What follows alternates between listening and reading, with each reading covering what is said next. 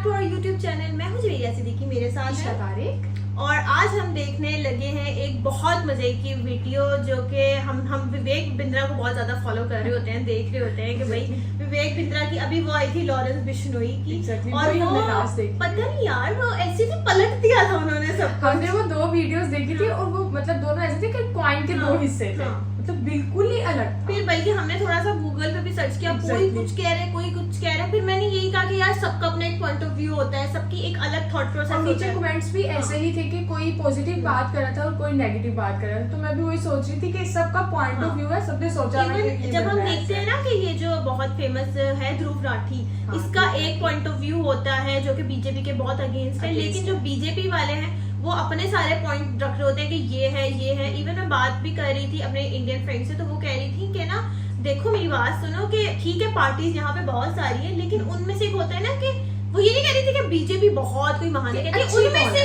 Comparatively BJP को ही vote दे सकते हैं, क्योंकि बाकी जो है वो तो बिल्कुल किसी खाते नहीं। कैसा होता है ना कि मतलब आते रहते हैं इराज, सबके आते रहते हैं, किसी ने कोई काम नहीं किया लेकिन बीजेपी ने काम किया तो लोग उनको वोट करते हैं, तो ऐसा ठीक है। लेकिन ध्रुव राठी पता नहीं क्या, ध्रुव राठी अलग एक नैरेटिव लेकर आता है और मैं देखती हूँ बंदा नैरेटिव बिल्ड करता है, ठीक है। वो इसको देखो ना तो आपको लग जाएगा कि बीजेपी मुझे मैं जब देखती हूँ ना मुझे एक दफा लगता है कि बीजेपी की ये भी गलती है वो भी गलती है, फिर मैं जब बाकी आर्टिकल्स पढ़ती हूँ मैं कहती हूँ नहीं यार ठीक है, मतलब उनके एरर्स में भी इतनी ज्यादा कोई तरक्की नहीं हुई थी।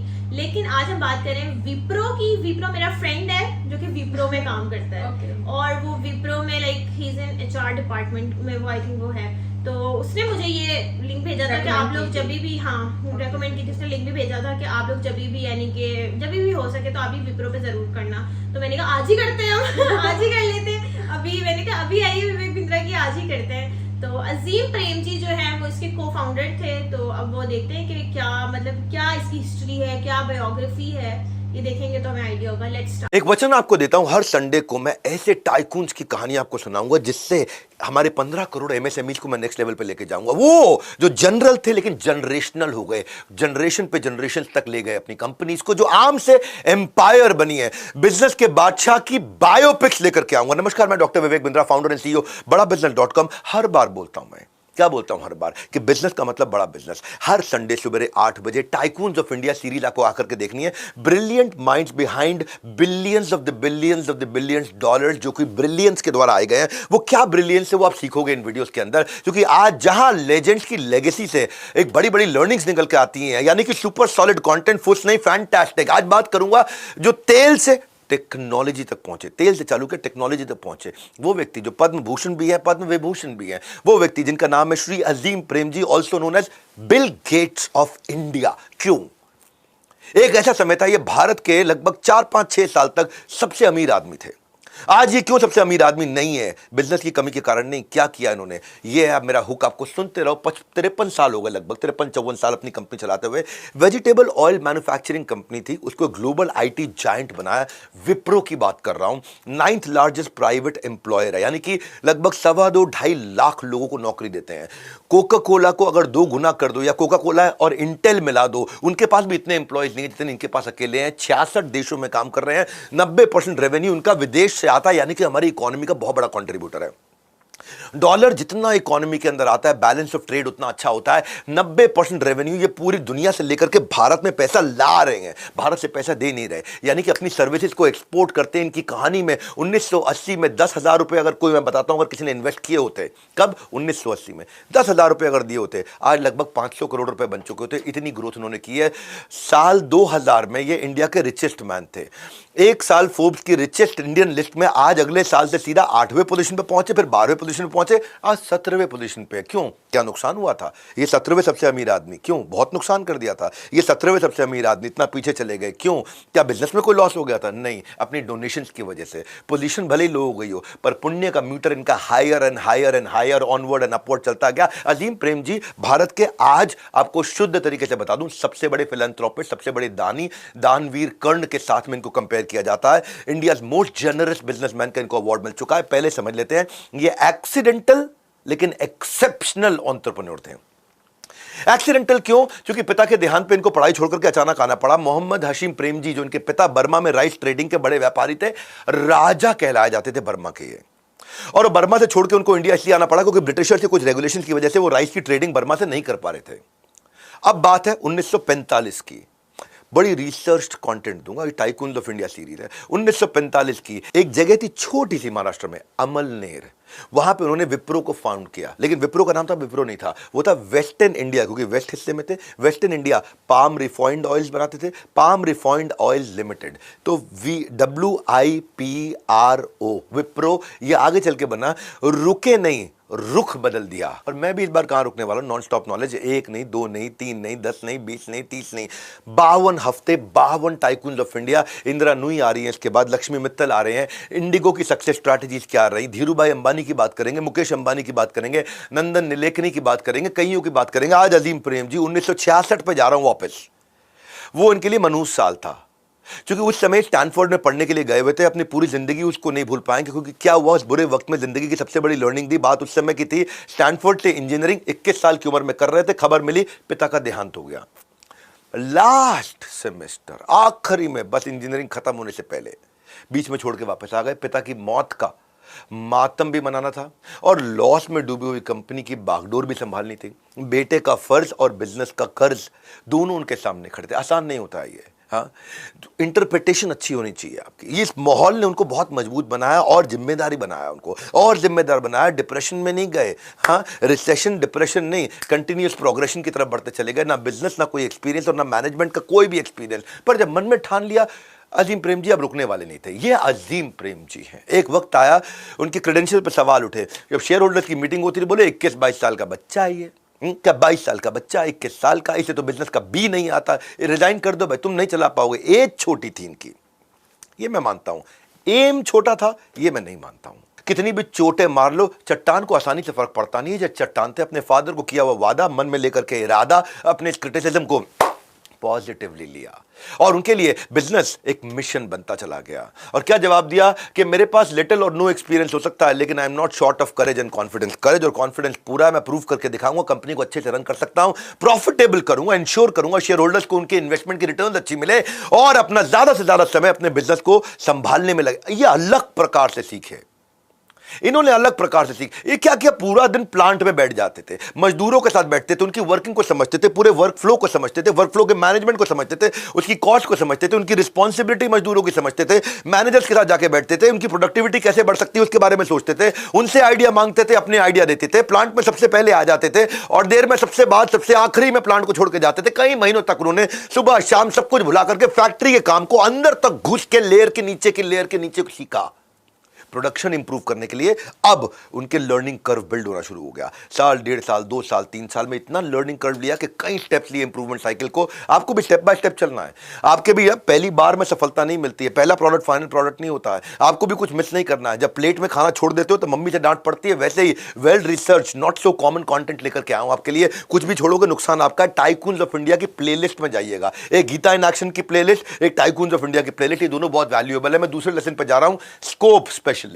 स्कोप स्पेशलिस्ट का मतलब क्या है, सारे रिसोर्सेज वही, उसी से कुछ बना दूं एक्स्ट्रा प्रोडक्ट। इसको बोलते हैं इकोनॉमीज ऑफ स्कोप। बिजनेस में डाइवर्सिफिकेशन किया इन्होंने। पहले जो चीजें बनाया करते थे उससे ज्यादा चीजें मैं उन्हीं रिसोर्सेज से कैसे बनवा लूं, कैसे एक्सपेंशन कर लूं, कैसे इकोनॉमीज ऑफ स्कोप कर लूं। पहले खाली सनफ्लावर वेजिटेबल ऑयल बनता था, 787 ब्रांड का नाम था, साबुन, उसका प्रोडक्शन करता था।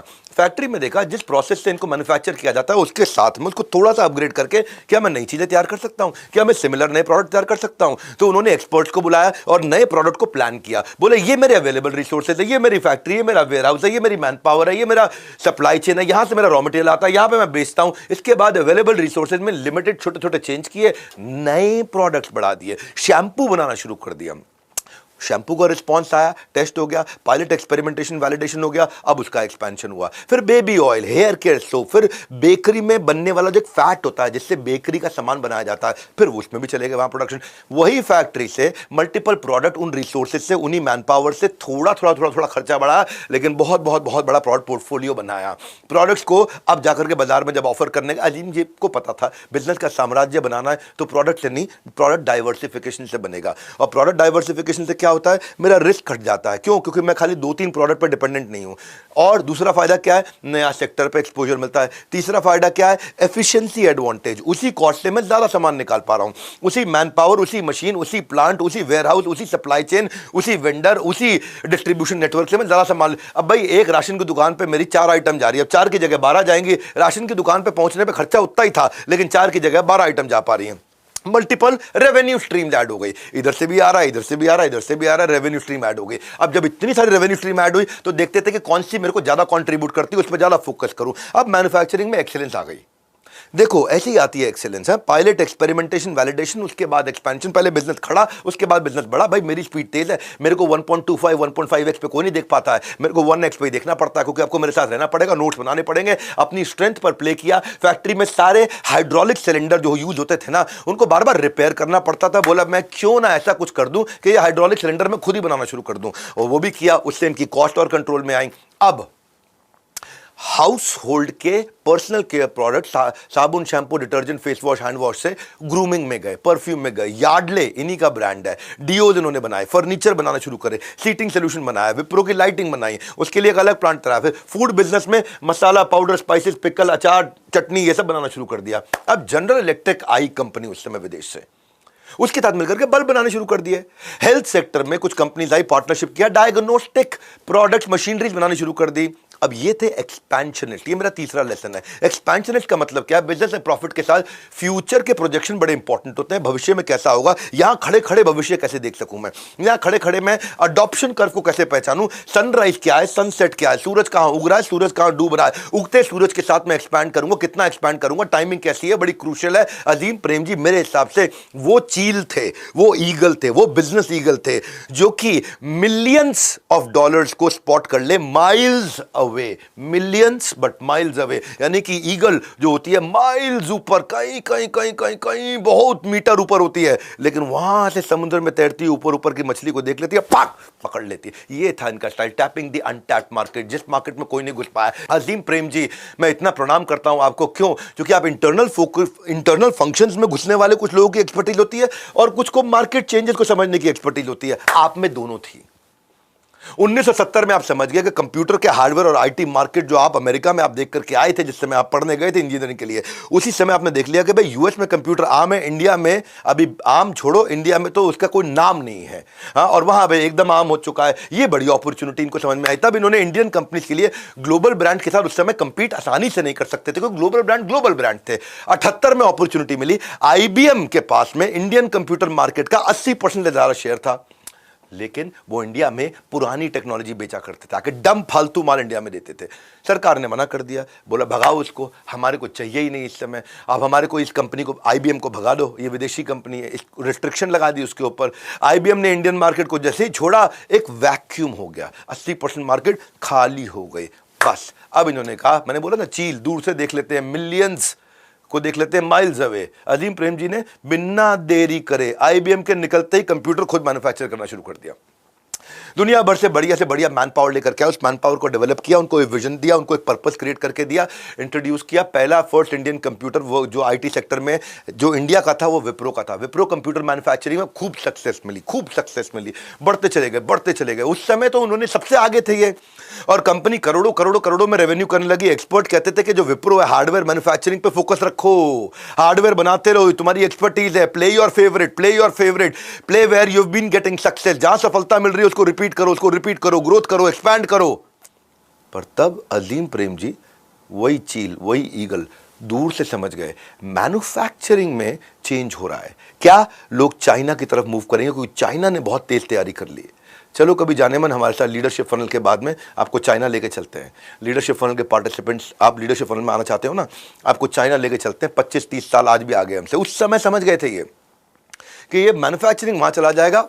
वहां पे इन्होंने जो सारे एक्सपर्ट बोलते थे कंप्यूटर बनाओ, हार्डवेयर बनाओ, कंप्यूटर बनाओ, हार्डवेयर बनाओ, इन्होंने बोल्ड स्टेप लिया, हार्डवेयर से बाहर निकलकर सॉफ्टवेयर की तरफ चले गए और बोले कि आईटी सर्विस और सॉफ्टवेयर का हब इंडिया हो जाएगा, मैन्युफैक्चरिंग चाइना में चला जाएगा। ये पहले समझे, इसको बोलते हैं अडॉप्शन कर्व। हाँ, इसको क्या बोलते हैं, मैं अर्ली मूवर एडवांटेज उठा लूं, वहीं पिवोट किया। वर्ल्ड मार्केट मैन्युफैक्चरिंग के लिए चाइना को देखे, सॉफ्टवेयर के लिए, सर्विसेज के लिए इंडिया को देखे। विप्रो पहली ऐसी कंपनी थी जिसने ग्लोबल क्लाइंट को सॉफ्टवेयर डेवलपमेंट और सर्विस प्रोवाइड करना शुरू कर दिया। अब सॉफ्टवेयर शुरू कर दिया, अभी तक कंप्यूटर बनाते थे।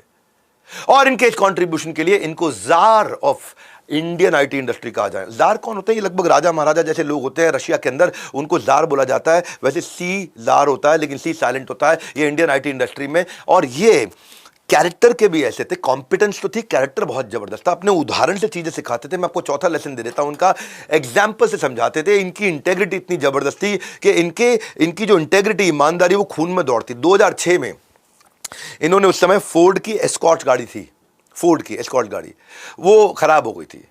तो इनको तब उस समय जो है अपनी पुरानी गाड़ी याद आई, तो वो गाड़ी इनकी फेवरेट हुआ करती थी, बहुत चलाया करते थे।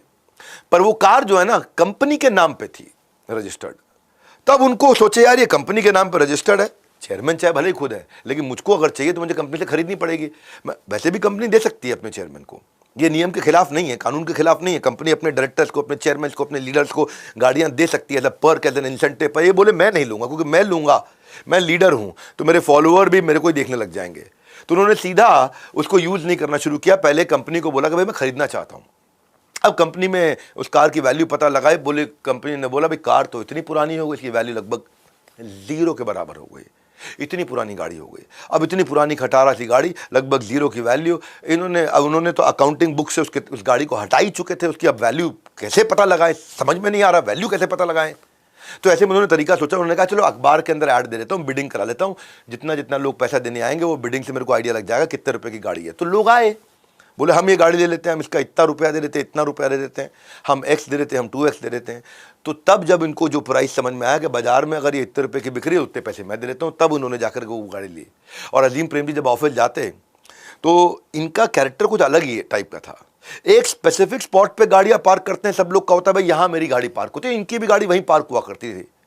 अब हुआ क्या, एक दिन एक एम्प्लॉई ने, जूनियर ने, उनकी पार्किंग की जगह पे आकर के अपना दन दनाते, अपना स्टीयरिंग घुमाते, ला करके वहां पे न्यूट्रल किया, गियर ब्रेक लगाई, इंजन बंद किया और अपना निकल लिया। अब जब अजीम प्रेम जी आए, देखे भाई मैं यहाँ गाड़ी लगाता हूँ, यहाँ किसी जूनियर एम्प्लॉय की लगी हुई है, गाड़ी वहीं खड़ी हो रखी है। तो मैनेजमेंट ने उस एम्प्लॉय को बुला लिया, बोले तुम में अकल नहीं है क्या? हाँ, चेयरमैन यहाँ गाड़ी लगाते, तुम अपनी गाड़ी लगा रहे हो यहाँ पे आकर के, हटाओ गाड़ी यहाँ से अपनी। वो घबरा गया, उन्होंने फट फट फट फट फट फट गाड़ी रिवर्स करी, हटाई। जब अजीम प्रेम जी को इस बारे में पता चला तो उन्होंने क्या किया, उन्होंने उस एम्प्लॉय को बुलाया, उन्होंने कहा मैं आपको पता है क्यों बधाई देना चाहता हूँ?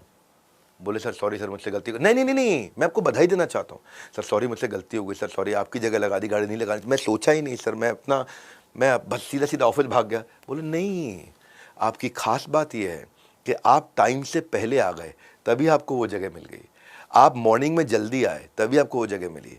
अगर आप अपने टाइम पे आते जगह नहीं मिलती, क्योंकि मेरी गाड़ी वहाँ लग चुकी होती, मैं समय से आ जाता हूँ, आप समय से पहले आए। हाँ, और उन्होंने बोला सारे एम्प्लॉयज़ हमारे लिए इक्वल है। अब मैनेजमेंट को बता सब एम्प्लॉयज़ इक्वल है, ये हमारी वैल्यूज़ के अगेंस्ट है। और उस दिन के बाद से कोई भी आदमी आता है कहीं भी अपनी गाड़ी को लगा देता है। उन्होंने कहा वो स्पॉट पे कार पार्क करना चाहते हैं तो जिसको जिस स्पॉट पे गाड़ी पार्क करनी है उसको पहले आना पड़ेगा। इसके बाद विप्रो में कभी पार्किंग स्पॉट का कल्चर ही नहीं रहा, कुछ रिजर्वेशन का कल्चर नहीं, सब मेरिटोक्रेसी, जो पहले आएगा वो पहले पाएगा। जिस कंपनी का कल्चर इतना स्ट्रांग है उसको रिकॉग्निशन मिलने से, अचीवमेंट मिलने से कोई रोक सकता है क्या? 2004 के अंदर यही सेम विप्रो 2004 के अंदर पहली इंडियन कंपनी बनी जिसको SVG1 रेटिंग मिली। ये एक हाईएस्ट पैरामीटर माना जाता है ईमानदारी का, कॉर्पोरेट गवर्नेंस का।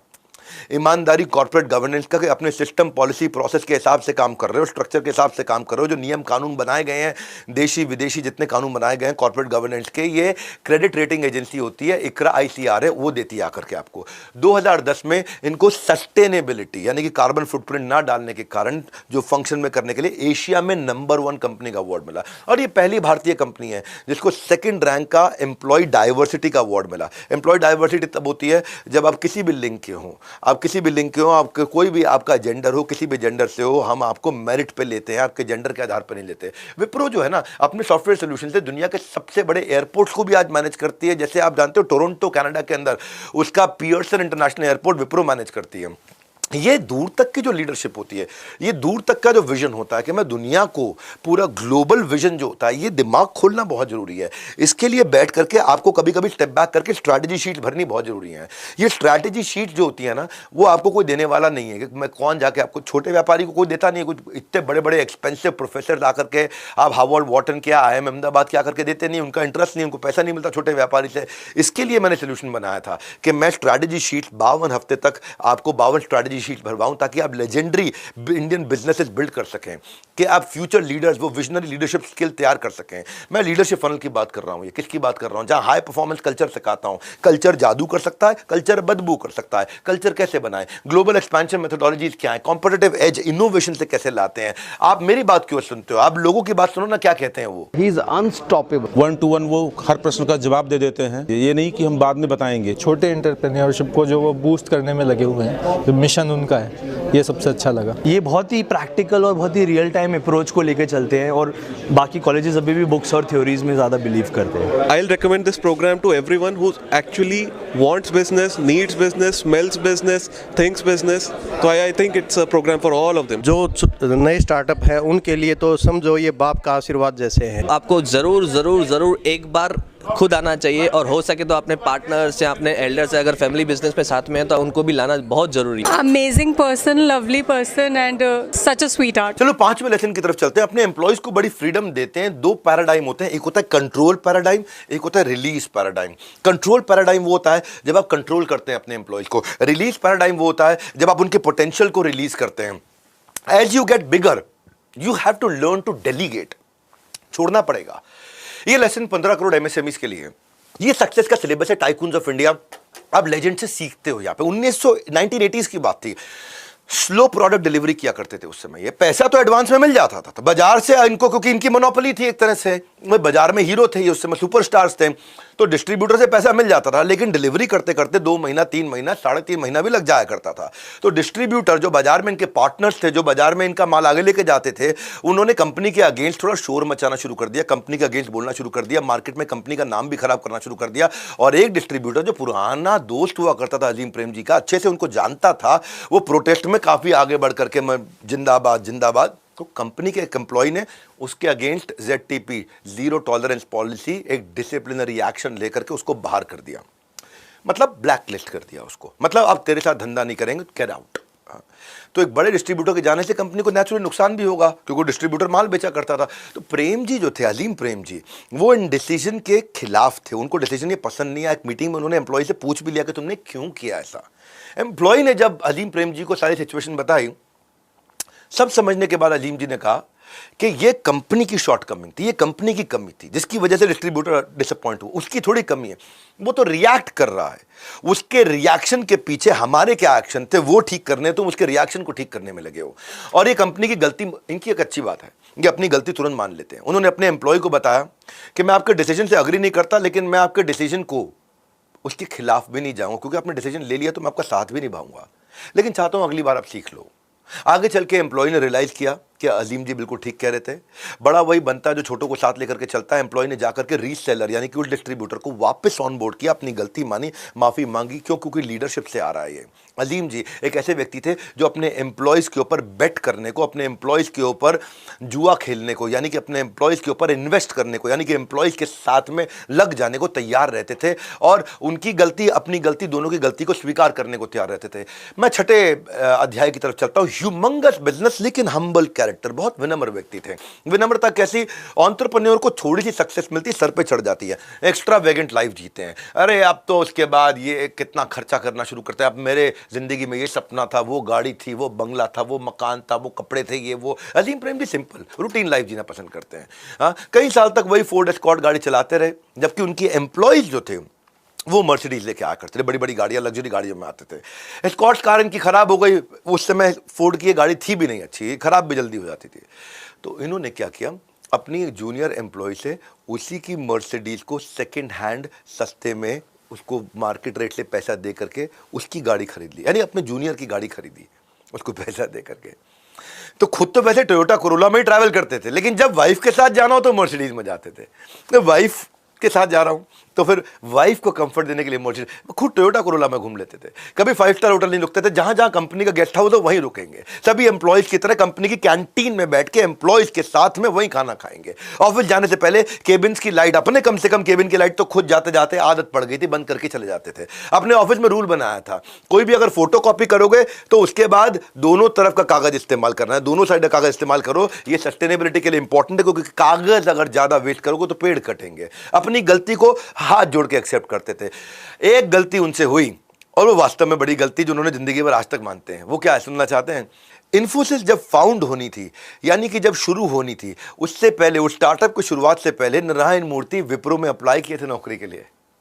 ये वही नारायण मूर्ति लेजेंडरी विप्रो में नौकरी के लिए गए। अजीम प्रेम जी स्वयं उनका इंटरव्यू लिए थे और विप्रो में सॉफ्टवेयर डेवलपमेंट के हेड की डेजिग्नेशन के लिए उनका इंटरव्यू लिया। अजीम प्रेम जी को लगा नहीं, लड़का हल्का है, इसमें दम नहीं है, नारायण इस पोजीशन के लिए फिट नहीं है। नारायण मूर्ति को उन्होंने रिजेक्ट कर दिया और आज भी वो अपनी इसको one of the biggest mistake मानते हैं, क्योंकि वही नारायण मूर्ति ने इनके खिलाफ कंपटीशन में इतना बड़ा जायंट ऑर्गेनाइजेशन खड़ा कर दिया। लेकिन इन सारी बातों से मैं बहुत इंपॉर्टेंट बात पे आपको लेके जाता हूँ, जो मेरा 7वां अध्याय फिलैंथ्रोपिस्ट। यानी कि ये मतलब इनको जिंदगी में कुछ चाहिए ही नहीं है, बांटने के लिए पैदा हुए हैं। इनके अंदर जो बिजनेस स्किल है वो उनके फादर से आया, लेकिन जो दान देने की क्षमता, इच्छा, वो जो है वो उनकी माँ से आई। इनकी माँ यानी कि गुलबानो प्रेम जी, वो डॉक्टर थी। वो समय लगाया करती थी उन बच्चों के साथ में जिनकी शरीर की हड्डियां थोड़ी खराब हुआ करती थी, क्रिपल्ड हड्डियां होती थी, या चल नहीं सकते, या दिक्कत है। उनके लिए ऑर्थोपेडिक हॉस्पिटल बना करके उनको फ्री में गरीब बच्चों का इलाज करते थे। तो मदर के साथ, अपनी माँ के साथ जाके उन बच्चों के साथ ये समय बिताए, तो वो संस्कार इनके अंदर चले आए और वहां से दान देने की इच्छा जागृत हुई। पहले इंडियन थे जिन्होंने साइन किया बिल गेट्स मिशन को, और बिल गेट्स का क्या मिशन था? The giving pledge. The giving pledge, ये पहले भारतीय थे। इनकरेज किया सबसे अमीर लोगों को कि ज़्यादा से ज़्यादा अपने पैसे को दान में दो। कितना खा लोगे भैया? हाँ, आलू का पराठा भी 1, 2, 3, 4, 5, उससे ज़्यादा नहीं खा पाओगे, बाकी क्या करोगे रख करके? तो अजीम प्रेम जी उस भावना के साथ इन्होंने एक फाउंडेशन तैयार करी, अजीम प्रेम जी फाउंडेशन, और आज तक लगभग 2.5 लाख करोड़ रुपया, 2.25 लाख करोड़ रुपया लगभग ये दान दे चुके हैं। उनका मोटो क्या है? मैं लोगों को पढ़ाना चाहता हूँ। एक बहुत इंटेलिजेंट लोगों की फाउंडेशन तैयार करी, अजीम प्रेम जी फाउंडेशन, जहां बहुत इंटेलिजेंट टीम बैठी है जो उस पैसे का सही इस्तेमाल और 2.5 लाख करोड़ रुपए का सही इस्तेमाल कर रही है। आज 3600 स्कूल उन्होंने 15 राज्यों के अंदर इन्होंने अडॉप्ट कर लिए हैं। आज ये 1150 एनजीओस के साथ में मिलकर के लाइवलीहुड पे, एनवायरनमेंट पे, एजुकेशन पे बहुत काम कर रहा है। और एजुकेशन थोड़ा इनके दिल के ज़्यादा नज़दीक है, क्योंकि खुद की एजुकेशन पूरी नहीं कर पाए। वैसे इनको कई डॉक्टरेट मिल चुकी हैं, ऑनररी डॉक्टरेट बहुत सारी मिल चुकी हैं। बाद में इन्होंने डिस्टेंस लर्निंग से अपनी एजुकेशन भी कंप्लीट करी थी। नेशन बिल्डिंग के प्रोजेक्ट में, चाहे जेंडर का जस्टिस हो, लैंड फॉरेस्ट प्रोटेक्शन हो, वाटर कंजर्वेशन हो, आर्ट कल्चर पे भी काम किया, डिसेबिलिटी पे भी काम किया। भारत की आज़ादी के समय में, जब भारत आज़ाद होने वाला था, आज़ाद होने से पहले मोहम्मद अली जिन्ना वो एक मुस्लिम लीग संस्था चलाया करते थे। तो इनके पिता को बहुत बोलते थे कि आप हमको ज्वाइन कर लो, हमको ज्वाइन कर। वो नहीं ज्वाइन किए इनको, वो उनको नहीं ज्वाइन किया मोहम्मद अली जिन्ना को। लेकिन जब पार्टीशन हुआ उस समय मोहम्मद अली जिन्ना इनके पिता के पास गए और क्या बोले? सुनो, एक बार और अपॉर्चुनिटी दे रहा हूँ, पाकिस्तान बन रहा है, अपने लोगों के बीच में चलो, यहाँ कहाँ रहो। तब इनके सब रिश्तेदार निकल गए, यहाँ अकेले पड़ गए थे। तो बोले आप चलो।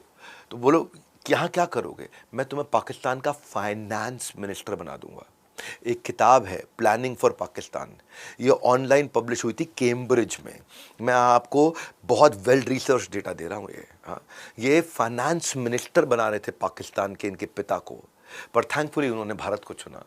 बोला मैं अपनी मिट्टी नहीं छोड़ूंगा।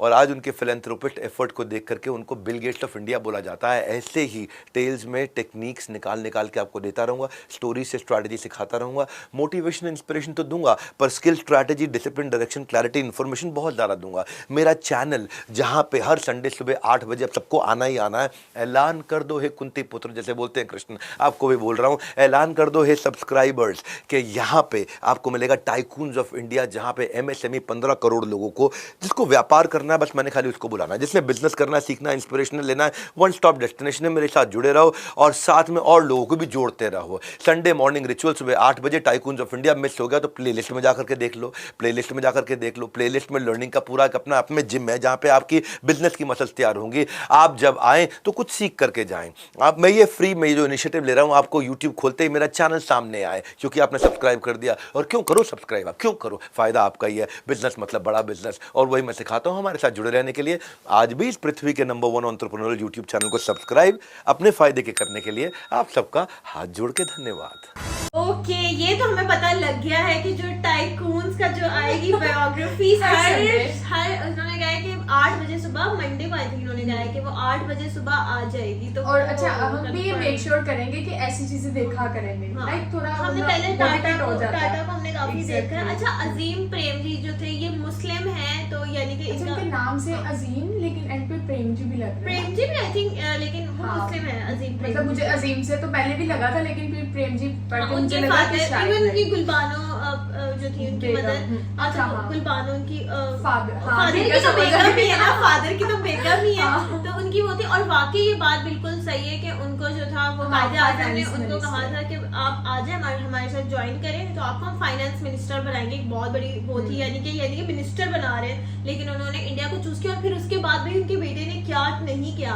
अच्छा, विप्रो का मैंने बहुत सुना था कि विप्रो जो है सही है, लेकिन मुझे लगा कि यार बाकी भी बहुत बड़े बड़े जाइंट्स मौजूद हैं, लेकिन Exactly, जब हम देखते हैं टाटा अंबानी वगैरह को, मुझे लगता है कि यार इतना इंटेल है और पता नहीं क्या क्या अलग अलग चीजें चल रही हैं। विप्रो का मैंने उतना ज्यादा नहीं सुना था, लेकिन अब मुझे पता लगा कि विप्रो ने पहला इनका कंप्यूटर जो था ना इंडिया का, वो और कंप्यूटर पहले हार्डवेयर में भी काम किया और हार्डवेयर से शिफ्ट, यार बहुत होता है कि लोगों को पता है कि हार्डवेयर हम अच्छा कर रहे हैं तो हम सॉफ्टवेयर में क्यों शिफ्ट करें। उन्होंने हार्डवेयर से पूरा सॉफ्टवेयर में वो शिफ्ट कर लिया, क्योंकि मतलब मैन्युफैक्चरिंग चाइना में होने लग गई थी। तो अच्छा, मुझे ये बड़ा अच्छा लगा कि उन्होंने कैसा मतलब डिस्ट्रीब्यूट कर दिया ना कि वो मैन्युफैक्चरिंग कर रहे हैं तो अच्छा कर रहे हैं, तो हम सॉफ्टवेयर पे काम करते हैं। तो ये मुझे बड़ा लगा। अच्छा, एक और मैंने चीज नोट की, बहुत सारी इनकी प्रोडक्ट्स थी, इनके जो थे सोप्स थे, इनके जो है वो प्रोडक्ट, यार्डले का कैसे हो सकता है, हैरान हुई थी यार्डले। मुझे लगा कि यार्डले कहीं का भी ब्रांड हो सकता है। जो यार्डले ना बहुत ज्यादा पाकिस्तान में, अच्छा यार्डले की फाउंडेशन इंटरनेशनल है, हाँ वो फाउंडेशन होती है, मेकअप ब्रांड है। तो हमें होता था कि जितने भी पाकिस्तान में जितने भी सैलून्स वगैरह है उनका बहुत फेमस है कि यार्डले यूज करते हैं वो। इवन जो जितनी भी यानी कि अभी तक मिलेनियल्स है ना, मिलेनियल्स उनका एक ही बेस्ट, हम तो यानी कि बहुत वो मैग मेबेलिन इधर उधर निकल गए, लेकिन जो मिलेनियल्स है वो अभी भी उसके पास यार्डले की स्टिक्स होती है और वो यार्डले यूज करती है। मेरी खाला के पास भी यार्डले होती है। मुझे लगा कि ये कोई इंटरनेशनल ब्रांड है यार्डले और ये बस यूज कर रहे हैं। मुझे नहीं पता था कि विप्रो जो इसकी मैन्युफैक्चरिंग कर रहा है। मुझे उस पे बात पे मुझे लगा यार्डले तो पूरी जिंदगी मैंने देखी है भाई, हमारे घर में बड़ी होती है तो इतनी ज्यादा। बाकी ये मतलब ये बड़ा वो था, शॉकिंग था। अच्छा, मुझे ये भी बड़ा अच्छा लगा कि हमने जितने भी देखे अब तक लाइक टाइकॉन्स ऑफ इंडिया, तो ऐसा है कि वो कितने स्मॉल बिजनेस से स्टार्ट करते हैं और एक ये कि वो कितना मतलब कितना डोनेट करते हैं। हमने टाटा को भी देखा था, वो इतना ज्यादा अंबानी का हमने डोनेशन नहीं देखा अंबानी का हमने सिर्फ देखे कि कॉन्सर्ट्स कराता है, बड़े बड़े शादी होती है। लेकिन मैंने टाटा का सुना है और दूसरे नंबर पे जो मैंने सुना है वो अजीम प्रेम जी का सुना है। और मतलब वो फर्स्ट इंडिया के रिचेस्ट मैन थे और अब वो 17 पे, और वो कैसे पहुंचे डोनेशन करके। क्योंकि बिजनेस तो उनका उतना ही था, उन्होंने इतना डोनेट किया, उन्होंने स्कूल्स बनाए, उन्होंने एजुकेशन पे लगाया, उन्होंने क्या नहीं किया, इतना उन्होंने डोनेट किया। लेकिन मुझे इतना आइडिया नहीं था क्योंकि मुझे वो मेरा फ्रेंड बता भी रहा होता था कि हमारा जो है हमारा वर्किंग कल्चर बहुत अच्छा है, हमारा मतलब किस में मतलब काफी कुछ हो रहा है यार। इनकी मेरी इस बारे में बात नहीं हुई कि किस उसमें, लेकिन एचआर का जो होता है ना, जो हायरिंग करते हैं, हायरिंग उसमें डिपार्टमेंट में है, क्योंकि उसमें भी एचआर का जैसे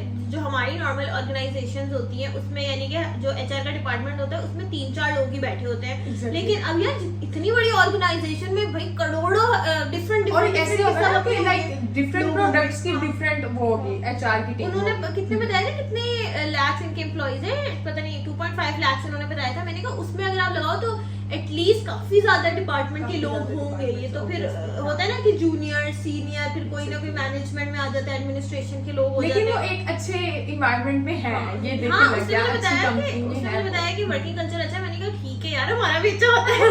बट अब मुझे अंदाजा हो रहा है कि वर्किंग कल्चर जैसे मुझसे उन्होंने बताया कि कोई इनका वो नहीं, आप जहाँ पे आके पार्क करो तो कर दो, लेकिन और मतलब कोई छोटा जूनियर नहीं, हाँ। सीनियर नहीं, जो अच्छा काम कर रहा है वो अच्छा काम करे। तो ये हमारा तो Control बहुत नहीं, हमारा तो environment बहुत थोड़ा ये होता है कि जो हमारा थोड़े जो होता है। सीनियर्स होते हैं उनके Exactly. स्नैक्स अलग हैं, उनके पार्किंग स्लॉट्स अलग हैं, वो थोड़ा सा उनका एटीट्यूड भी अलग है। एटीट्यूड अलग है, तो ये थोड़ा सा रहता हाँ। है यार, ये तो रहता है, लेकिन मुझे ये बड़ा अच्छा लगा इनका सुन के। ओवरऑल मजे की वीडियो और थी। अच्छी वीडियो अच्छी वीडियो थी। आपको कैसी लगी है और कौन कौन विप्रो में काम कर चुका है या कर रहा है वो भी हमें कमेंट बॉक्स में बता सकता है, या किस किस को है कि यार यहाँ पे लग जाए, यहाँ पे मेरी जॉब पक्की हो जाए। कॉर्पोरेट कल्चर तो चलता ही रहता है, ये तो और life यही के साथ काम करना पड़ता है यार, करता है। करना पड़ता है, करोगे तो कुछ ना कुछ होगा। ये बाप के पैसे पे थार कब तक ही यार मैंने देखा है कि लौंडे जो होते हैं ना वो अपने बाप के पैसे पे बड़ी अय्याशी कर रहे होते हैं, पर जब खुद काम करना पड़ता है ना, लेकिन जब बेगम आ जाती है ना तब खुद काम करना होता है, तब उससे पहले करते हैं बाप के पैसे तो पे। कॉर्पोरेट कल्चर अच्छा लगा है, मैंने जितनी भी इनकी बात सुनी। आप बताएं आपको वीडियो कैसी लगी है, लाइक करें, शेयर करें और देखते रहें। Take care.